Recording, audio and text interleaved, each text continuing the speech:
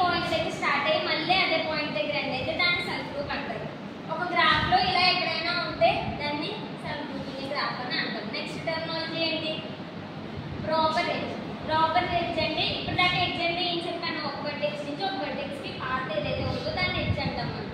దానికి a self groups ఏమీ లేకుండా అది మాత్రమే ఉంటే దాన్నే ప్రాపర్ ఎడ్జ్ అంటాం.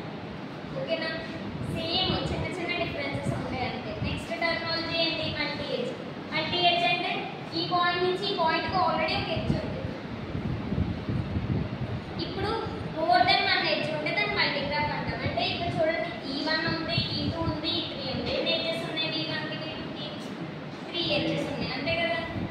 అలా మోర్ దెన్ వన్ ఉంటే దాన్ని మల్టీ ఎడ్జ్ గ్రాఫ్ అంటాం. గ్రాఫ్ అది ఇక్కడ చెప్తాను. ఇది మల్టీ ఎడ్జ్, జస్ట్ ఒక ఎడ్జ్కి సంబంధించి. నెక్స్ట్ ఏంటి? Simple graph. సింపుల్ గ్రాఫ్ అంటే మనం ఇప్పుడు దాకా ఎన్ని టైప్స్ ఆఫ్ గ్రాఫ్స్ చూసాము? ప్రాపర్టీస్ ఏంటి? సెల్ఫ్ లూప్ ఒకటి ఉంది ఎక్స్ట్రాగా మనకు తెలియంది. మల్టీ గ్రాఫ్, మల్టీ ఎడ్జ్ ఒకటి ఉంది మనకు తెలియంది. ఇవి ఏమీ లేకుండా జస్ట్ వర్టెక్సెస్ నోడ్స్ ఉంటే దాన్ని సింపుల్ గ్రాఫ్ అంటాం. ఇక్కడ ఏమన్నా ఉన్నాయి కదా డైరెక్షన్స్ ఇవేమీ కాదు. మనకు కావాల్సింది ఏంటి? సెల్ఫ్ లూప్స్, మల్టీ ఎడ్జెస్ ఏమీ లేకుండా ఉన్నదాన్ని సింపుల్ గ్రాఫ్ అంటాం. నెక్స్ట్ ఏంటి? Multi graph. ఇందాకే చెప్పాను కదా ఇలా మల్టిపుల్ ఎడ్జెస్ ఏ గ్రాఫ్లో అయితే ఉంటాయో దాన్ని మల్టీ గ్రాఫ్ అంటాం. మల్టీ గ్రాఫ్కి మల్టీ ఎడ్జ్కి డిఫరెన్స్ ఏంటి? హ్యాండ్కి బాడీకి డిఫరెన్స్ ఏంటి? హ్యాండ్ అనేది బాడీలో ఒక పార్ట్, అలాగే ఈ మల్టీ ఎడ్జ్ కూడా ఈ గ్రాఫ్లో ఒక పార్ట్.